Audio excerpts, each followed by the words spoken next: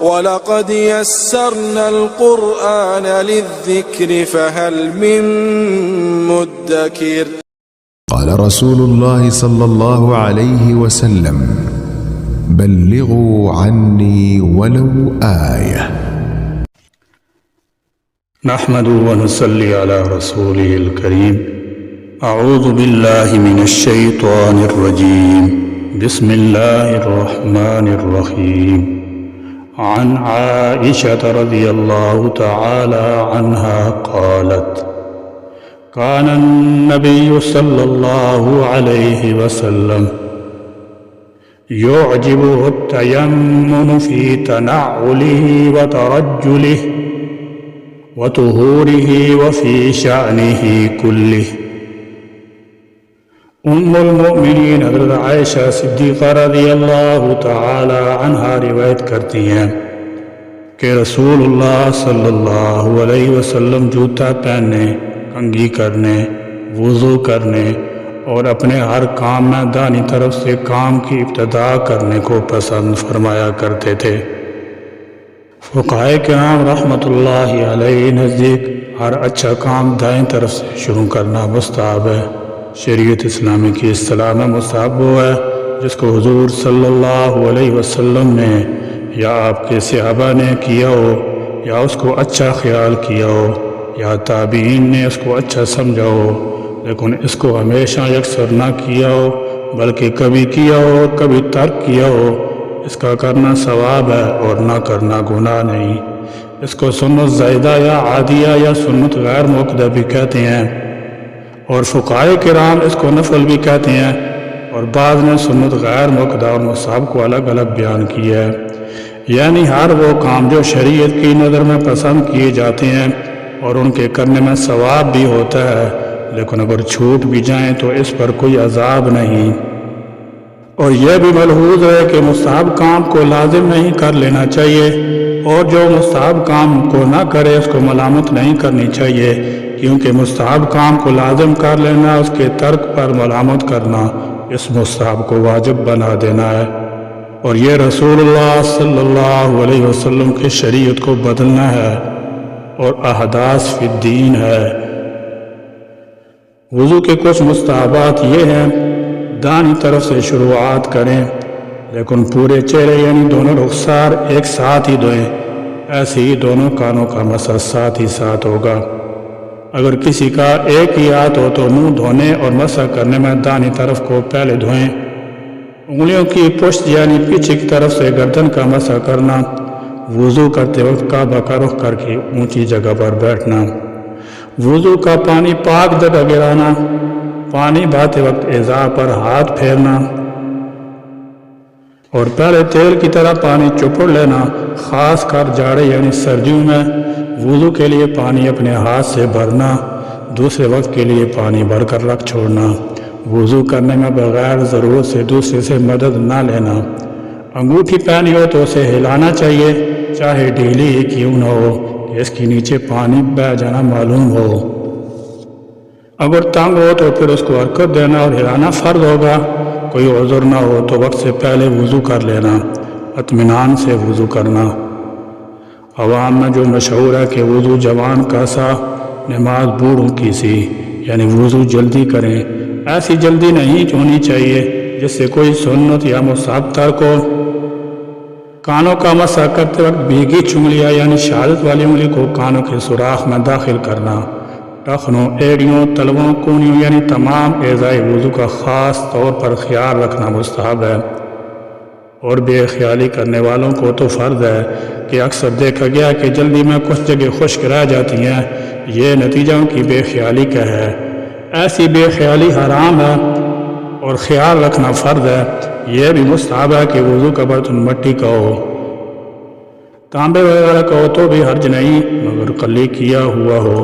اگر وضو کا برتن لوٹے کی قسم سے ہو تو بائیں جانب رکھے، اور تشت کی قسم سے ہو تو دائیں طرف۔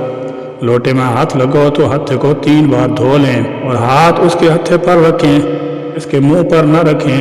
دائیں ہاتھ سے کلی کرنا اور ناک میں پانی ڈالنا۔ بائیں ہاتھ سے ناک صاف کرنا اور بائیں ہاتھ کی چنگلیاں ناک میں ڈالنا۔ پاؤں کو بائیں ہاتھ سے دھونا، منہ دھونے میں ماتھے کے سرے پر ایسا پھیلا کر پانی ڈالنا کہ اوپر کبھی کچھ حصہ دھل جائے۔ اور بہت سے لوگ ایسے کیا کرتے ہیں کہ ناک یا آنکھ یا بھون پر چلو ڈال کر سارے منہ پر ہاتھ پھیر لیتے ہیں اور یہ سمجھتے ہیں کہ منہ دھل گیا، حالانکہ پانی کا اوپر چڑھنا کوئی معنی نہیں رکھتا۔ اس طرح دھونے میں منہ نہیں دھلتا اور وضو نہیں ہوتا۔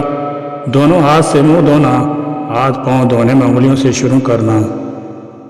چہرے اور ہاتھ پاؤں کی جتنی جگہ پر پانی بہانا فرض ہے اس کے آس پاس میں کچھ جگہ بڑھا کر دھونا، مثلا بازو کو کونیوں سے آگے نصف بازو تک اور پاؤں نصف پنڈلی تک دھونا۔ سر کے مسئلہ مستحب طریقہ یہ ہے کہ انگوٹھے اور شہادت کی انگلی کے علاوہ ایک ہاتھ کی باقی 3 انگلیوں کا سرا دوسرے ہاتھ کی 3 انگلیوں کے سرے سے ملائیں اور پیشانی کے بال یا کھال پر رکھ کر گودی تک اس طرح لے جائے کہ ہتھیلیاں سرے سے الگ رہیں اور وہاں سے ہتھیلیوں سے مسح کرتی واپس لائیں، اور شہادت کی انگلی کے پیڑ سے کان کی اندرونی حصہ کا مسح کریں اور انگوٹھے کے پیڑ سے کان کے باہر کی طرف کے حصہ اور انگلیوں کے پشت سے گردن کا مسح کریں۔ ہر وضو دھو کر اس پر ہاتھ پھیر دینا چاہیے کہ بوندیں بدن یا کپڑے پر نہ ٹپکیں، خصوصاً جب مسجد میں جانا ہو، کیونکہ قطروں کا مسجد میں ٹپکنا مکروہ تحریمی ہے۔ اور بہت بھاری برتن سے وضو نہ کرے، خصوصاً کمزور آدمی، کیونکہ پانی بے احتیاطی سے گرے گا۔ اور زبان سے کہہ لینا کہ وضو کرتا ہوں، بسم اللہ پڑھنا، درود شریف پڑھنا۔ بچا ہوا پانی کھڑے ہو کر تھوڑا پی لے کہ شفائے امراض ہے۔ آسمان کی طرف منہ کر کے یہ پڑھیں، سبحانک اللہم و بحمدک اشہد ان لا الہ الا انت استغفرک و اتوب الیک۔ کلمہ شہادت اور سورۃ القدر یعنی انا انزلنا پڑھیں۔ ازائے وضو بغیر ضرورت نہ پوچھیں، اور پوچھیں تو بالکل خشک نہ کریں، کچھ نمی باقی رہنے دیں کہ قیامت کے دن نیکیوں کے ساتھ تولی جائیں گی۔ ہاتھ نہ جھٹکیں کیونکہ یہ شیطان کا پنکھ ہے۔ اگر مکروہ وقت نہ ہو تو 2 رکعت نماز نفل پڑھے، اس کو تحیۃ الوضو کہتے ہیں۔ مکروہ کی تعریف اور اس کا حکم۔ مکروہ لغوی معنی کے اعتبار سے ناپسندیدہ کو کہتے ہیں۔ مکروہ اسلامی تعلیمات میں ایسے عمل کو کہا جاتا ہے کہ جسے انجام دینے سے ترک کرنا بہتر ہوتا ہے۔ اگر کوئی مکروہ کو انجام دے تو وہ گناہگار نہیں کہلاتا اور نہ ہی سزا کا مستحق ہوتا ہے۔ اسلامی عبادات یا معاملات میں شریعت کے نزدیک کسی چیز کا ناپسندیدہ ہونا، یہ دونوں مکروہ میں شامل ہیں۔ مکروہ تنزیہ کا حکم یہ ہے کہ اس سے اپنے آپ کو بچانا بہتر اور باعث اجر و ثواب ہے، لیکن اگر اس کا ارتکاب ہو جائے تو گناہ نہیں ہوتا۔ اور مکروہ تحریمی کا حکم یہ ہے کہ اس سے اپنے آپ کو بچانا فرض اور ضروری ہے، اس کا مرتکب گناہ اور سزا کا مستحق ہوتا ہے۔ وضو کے کچھ مکروہات یعنی مکروہ چیزیں وہ ہوتی ہیں جو شریعت میں ناپسند ہیں، جن سے ثواب میں کمی آ جاتی ہے، اور کچھ جگہوں پر تو عبادت کی وجہ سے ناقص یا ادھوری رہ جاتی ہے اور ان کا کرنے والا گناہگار ہو جاتا ہے۔ ان کا بہت دھیان رکھنا چاہیے۔ ہر سنت کا چھوڑنا مکروہ ہے، ایسے ہی ہر مکروہ کا چھوڑنا سنت ہے۔